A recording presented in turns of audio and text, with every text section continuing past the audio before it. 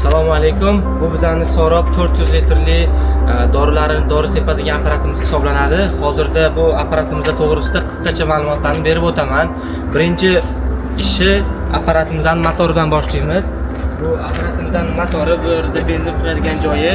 Mana bu yerda motori joylashgan bo'ladi. Motori 420 kubometrli bo'lib, bu 13 ta ot kuchiga teng o'zimizda. 13 ta ot kuchiga teng hisoblanadi. Bundan keyin ikkinchi asosiy qismi bu yerda nasoslari hisoblanadi. Bu suv nasoslari hisoblanadi.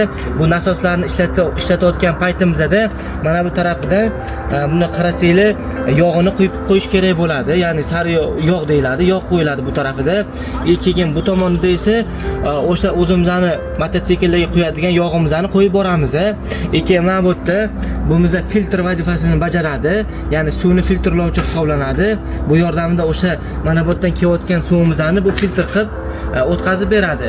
Keyin yana bitta asosiy qismimiz bu yerda hisoblanadiki, mana bu tarafi, ya'ni parrak qismi hisoblanadi. Parragimizning kattaligi diametriga 60 sm hisoblanadi. 60 sm parragimiz, buni vazifasi mana bu yerdagi nazllarga, ya'ni sepadigan qismimizga havo haydash hisoblanadi. Bizda 12 ta nazl hisoblanadi.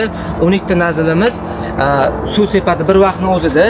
Keyin bu yerda sepmaslikni xohlayotgan paytinglarda nazllarimizni burib qo'ygan paytimizda avtomatik nazllar yopiladi.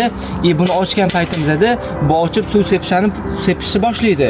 4-navbatda bu tankimizda, ya'ni bochkamiz hisoblanadi. Bochkamizning hajmi 400 litrli. Buni mana bu yerdan ochamiz-da, ochib ichiga suv quyamiz.